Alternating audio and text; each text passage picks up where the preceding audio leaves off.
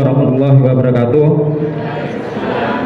Alhamdulillahirabbil alamin wa bihi nasta'inu ala umuri dina waddin. Shalatu wassalamu ala asrofil anbiya'i wal mursalin sayyidina wa maulana Muhammadin wa ala alihi wa sahbihi ajma'in, amma ba'du.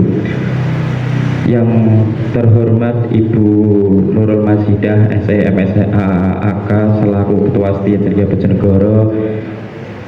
Kemudian yang terhormat lagi Ibu Mufidah Nabilatul Ummah SPD MPD selaku narasumber kedua, dan yang saya hormati seluruh Bapak Ibu guru dosen dan jamaah Jumat Manis yang saya banggakan. Puji syukur kehadirat Allah Subhanahu wa Ta'ala yang mana atas segala karunia, hidayah dan nikmatnya sehingga kita masih menikmati hidup sampai sekarang ini.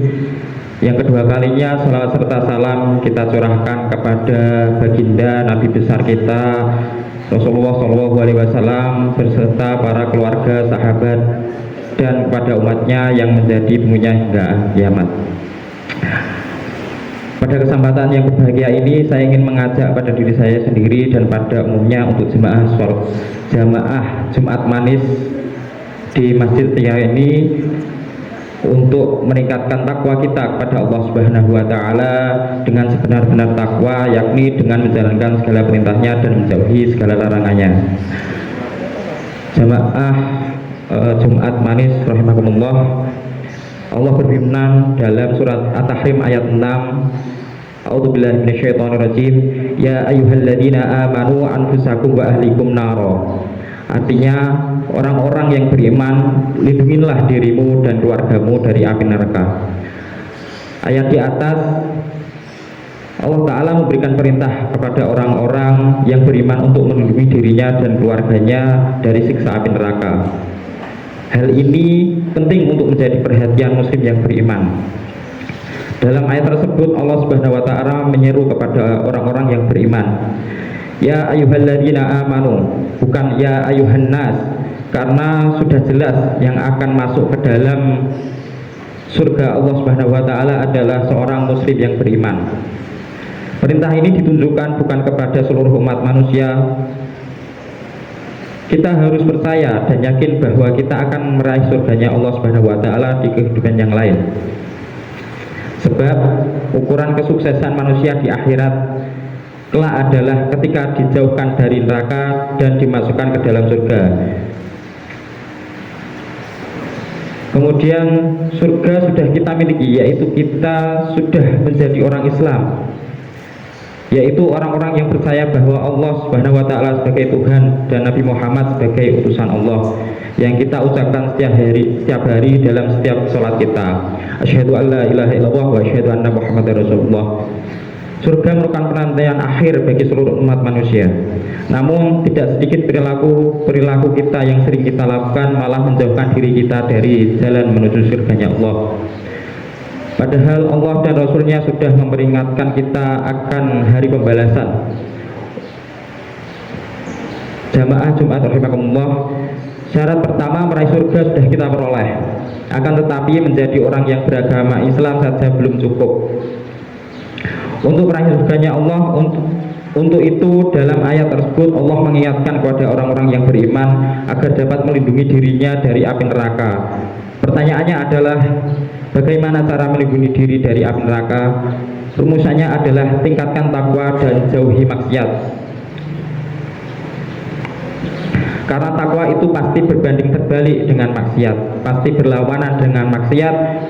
Untuk itu kita harus berusaha untuk menjalankan perintah Allah dan senantiasa menjauhi perbuatan-perbuatan maksiat yang bisa mengantarkan kita ke neraka. Dalam ayat tersebut pula, selain diri kita yang diperingatkan Allah agar menghindari neraka, Allah juga perintahkan kita sebagai orang-orang yang beriman untuk melindungi keluarga kita dari siksa api neraka. Yang jelas, yang dimaksud keluarga adalah orang-orang terdekat yang kita miliki, yaitu ayah, ibu, saudara, anak, nenek, kakek, dan seterusnya. Bagi yang masih memiliki ayah atau ibu, ajaklah mereka untuk bertakwa kepada Allah. Karena dalam Al-Quran sudah banyak contoh orang-orang yang beriman tapi tidak dapat menyelamatkan anggota keluarganya dari siksa api neraka. Sebut saja Nabi Nuh alaihissalam telah mengajak anaknya Kan'an untuk bertakwa kepada Allah, namun ditolak.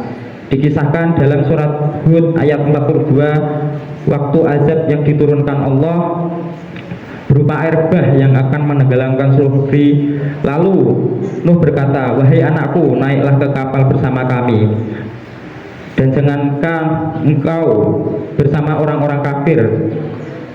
Namun Bapak Ibu, apa jawaban Kan'an anaknya?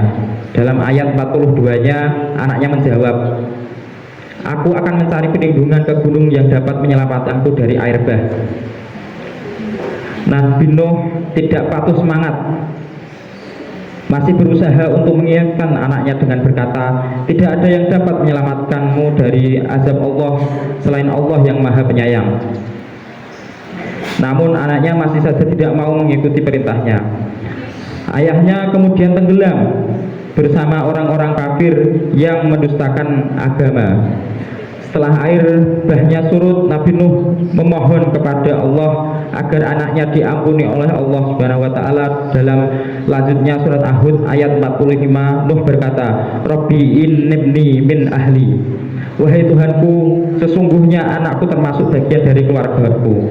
Kemudian Allah langsung menjawab dalam ayat 46, qala ya Nuhu innahu laisa min ahli innahu amalun ghairu sholih.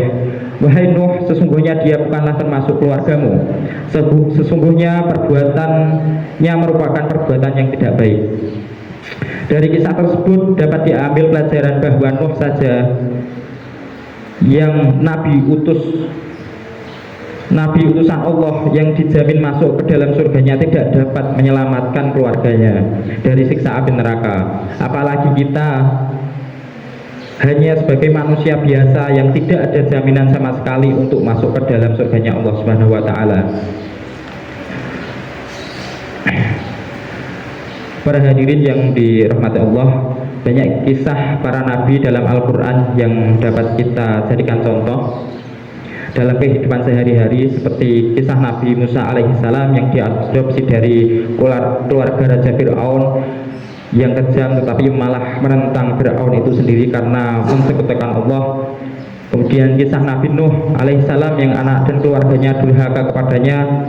Sudah seharusnya dan sepatutnya kita seharusnya menjaga diri kita dan keluarga kita dari api neraka. Penjagaan kita harus secara terus-menerus karena iman manusia kadang naik, kadang turun. Dan iman tidak dapat diwariskan dari seorang ayah yang beriman kepada anaknya.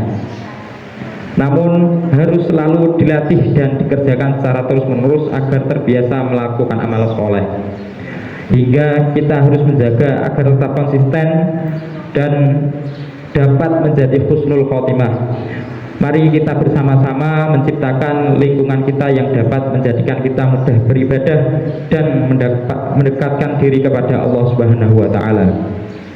Mungkin sekian kultum dari saya, kurang lebihnya mohon maaf. Wallahul muwaffiq ila aqwamit thoriq. Wassalamualaikum warahmatullahi wabarakatuh.